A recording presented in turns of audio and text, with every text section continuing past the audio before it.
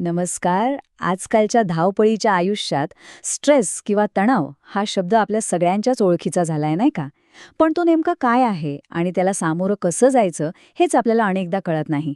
म्हणूनच आजच्या या भागात आपण तणाव कमी करण्याचे काही सोपे आणि व्यावहारिक उपाय पाहणार आहोत. जेन वॅगनर म्हणतात, जे लोक वास्तवाच्या संपर्कात आहेत त्यांच्यासाठी तणावाचं मुख्य कारण वास्तवच आहे. किती खरंय हे नाही का? आपण या विषयावर खोलात जाण्याआधी हे एक वाक्यच आपल्याला विचार करायला लावतं. चला तर मग बघूया या वास्तवाला आपण कसं सामोरं जाऊ शकतो. तर आज आपण काय काय बघणार आहोत. सगळ्यात आधी तणाव म्हणजे नक्की काय, मग आपलं शरीर त्यावर कसं रिॲक्ट करतं. त्यानंतर मन आणि शरीरासाठी काही खास टेक्निक्स, आणि सगळ्यात शेवटी स्वतःची एक पर्सनल स्ट्रेस मॅनेजमेंट प्लॅन कशी बनवायची हे आपण पाहणार आहोत. ठीक आहे, तर सुरुवात करूया आपल्या पहिल्या मुद्द्यापासून. तणाव म्हणजे नक्की काय, बरोबर ना? म्हणजे कोणत्याही प्रॉब्लेमचं सोल्युशन काढण्याआधी तो प्रॉब्लेम नेमका आहे तरी काय हे समजून घेणं खूप महत्वाचं आहे. तर बघा, व्याख्या काय सांगते? प्रतिकूल घटकांमुळे निर्माण झालेली शारीरिक किंवा मानसिक ताणाची स्थिती जी शरीराच्या कार्यामध्ये अडथळा आणते. थोडक्यात काय, तर जेव्हा आपल्यावर कुठलाही दबाव येतो, मग तो कामाचा असो किंवा वैयक्तिक आयुष्यातला, तेव्हा आपलं शरीर आणि मन ज्या प्रकारे रिॲक्ट करतं त्यालाच आपण तणाव म्हणतो. हे लक्षात घ्या की तणाव म्हणजे फक्त वाईट वाटणं नाहीये. नाही, हा आपल्या शरीराने आणि मनाने दिलेला एक प्रतिसाद आहे, आणि याचा परिणाम आपल्या आरोग्यावर, आपल्या नात्यांवर, आपल्या कामावर, सगळ्याच गोष्टींवर होऊ शकतो. आता थोडं सायन्स समजून घेऊया. म्हणजे आपल्या शरीरात नक्की काय होतं तणावाखाली. इंटरेस्टिंग आहे, कारण तणावाला आपलं शरीर जे रिॲक्शन देतं ना, ती खरं तर एक नैसर्गिक संरक्षण प्रणाली आहे. आपल्याला धोक्यांपासून वाचवण्यासाठीच ती बनलेली आहे. याला म्हणतात फाईट ऑर फ्लाईट रिस्पॉन्स, म्हणजे लढा किंवा पळा. होतं काय की आपला मेंदू एखादा धोका ओळखतो, मग लगेच शरीरात ॲड्रेनालिनसारखे हॉर्मोन्स एकदम वेगाने पसरतात. त्यामुळे काय होतं, हृदयाचे ठोके वाढतात, स्नायू ताणले जातात, आपलं शरीर अक्षरशः लढायला किंवा तिथून पळून जायला तयार होतं. विचार करा, पूर्वीच्या काळी जंगली प्राण्यांपासून वाचण्यासाठी ही सिस्टीम किती कामाची होती. पण आजकाल धोका असतो बॉसच्या डेडलाईनचा किंवा ट्रॅफिक जॅमचा. शरीर तसंच रिॲक्ट करतं, पण आपण लढूही शकत नाही आणि पळूनही जाऊ शकत नाही. आणि हाच स्ट्रेस सतत राहिला की मग ब्लड प्रेशरसारख्या समस्या सुरू होतात. बरं, प्रॉब्लेम तर समजला. आता सगळ्यात महत्वाचं यावर उपाय काय? चला तर मग आता सॉल्युशन्सबद्दल बोलूया आणि सुरुवात करूया आपल्या मनापासून. म्हणजे मनासाठी काय काय करता येईल ते पाहूया. तर पहिली गोष्ट, आपला दृष्टिकोन बदलणं. ऐकायला सोपं वाटतं, पण हे खूप शक्तिशाली आहे.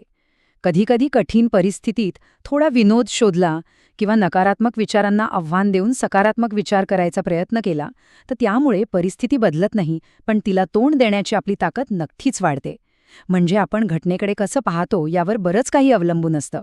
मनाला शांत करण्यासाठी अजून काही गोष्टी आहेत, जसं की शांत बसून आपल्या आवडत्या जागेची कल्पना करणं किंवा मग छानसं संगीत ऐकणं.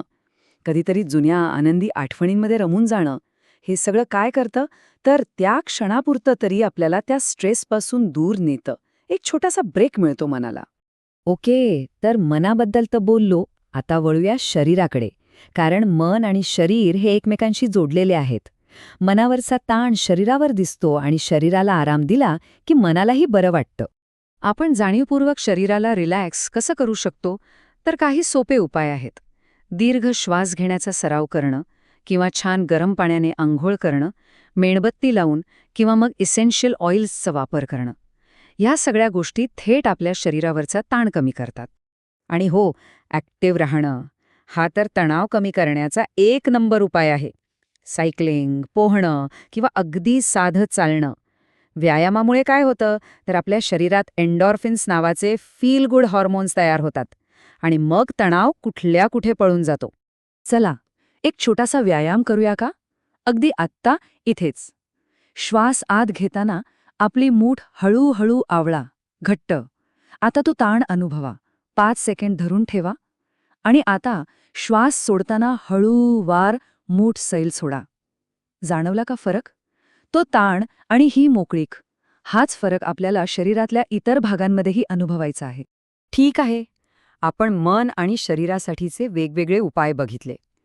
पण आता सगळ्यात महत्वाचा भाग, ह्या सगळ्याचं मिळून स्वतःसाठी एक प्लॅन कसा तयार करायचा. कारण एक गोष्ट लक्षात ठेवली पाहिजे. तणाव व्यवस्थापनाचा कुठलाही एक one size fits all formula नाहीये. म्हणजे जे एकाला लागू होतं ते दुसऱ्याला होईलच असं नाही. म्हणूनच आपलं ध्येय काय असलं पाहिजे, तर स्वतःसाठी उपयोगी पडणाऱ्या उपायांचा एक पर्सनल टूलकिट तयार करणं. मग हा पर्सनल प्लॅन कसा बनवायचा? तर पहिलं पाऊल, आपल्याला तणाव कशामुळे येतो ते ओळखा. मग त्यावर काय उपाय करता येतील ते लिहून काढा. आणि एक छोटीशी पण खूप महत्वाची गोष्ट, रोजच्या रोज किमान 5 मिनिटं तरी स्वतःला रिलॅक्स करण्यासाठी द्या. रोज. सातत्य खूप महत्वाचं आहे. आणि हो, कधी अपयश आलं तरी खचून जायचं नाही. आणि ह्या सगळ्या चर्चेनंतर शेवटी एक प्रश्न, थोडा विचार करण्यासारखा. आपल्या नेहमीच्या दिवसातला असा कोणता फक्त एक 5 मिनिटांचा बदल आहे जो आपल्या आयुष्यात सर्वात जास्त शांतता आणू शकतो? शांतपणे विचार करा. कदाचित या प्रश्नाच्या उत्तरातच आपल्या पर्सनल प्लॅनची सुरुवात दडलेली असेल.